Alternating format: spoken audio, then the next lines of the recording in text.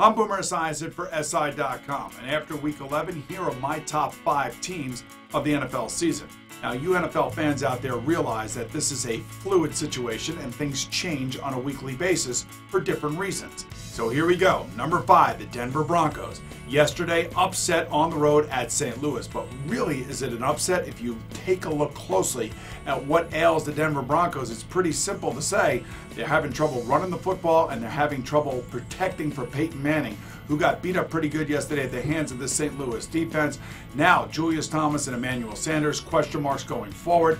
Those injuries dropped them from number 1 all the way to number 5 on top of that performance. Number 4, the Detroit Lions. You talk about a miserable performance.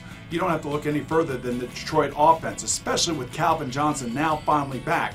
Most of us think that the Detroit Lions possess maybe the most complete team because they have the number 1 defense and they have the number 1 wide receiver in football, and he is a tremendous asset to have. But what I'm seeing, if you look even closer, is Matthew Stafford's inability to get everybody else involved. So that's up to their offensive coordinator, Lombardi, and they have got to start to make some changes offensively to get more people involved and to become more dynamic on the offensive side of the football.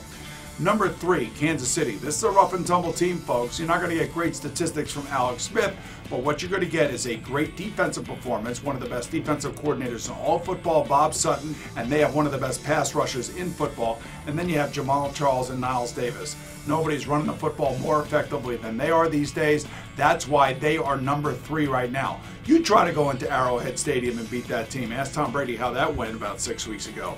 Number 2, the Arizona Cardinals. Now, I say number 2 here, even though they have the best record in football at 9-1, because I'm still not sold that Drew Stanton can go on the road and win a tough football game.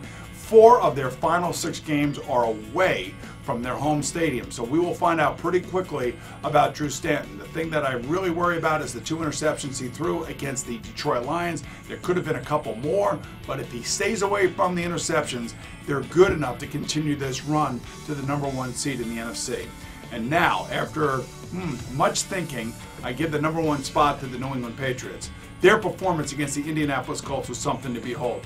38 carries by Jonas Gray shows you why they are a good team. Not only can they cover in the secondary, they can run the ball, and Gronk is virtually uncoverable.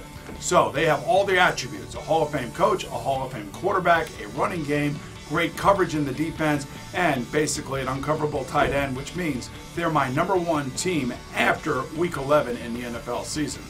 That's good news and bad news, New England fans, because the number 1 team usually doesn't last there very long. Sorry about that. I'm Boomer Esiason.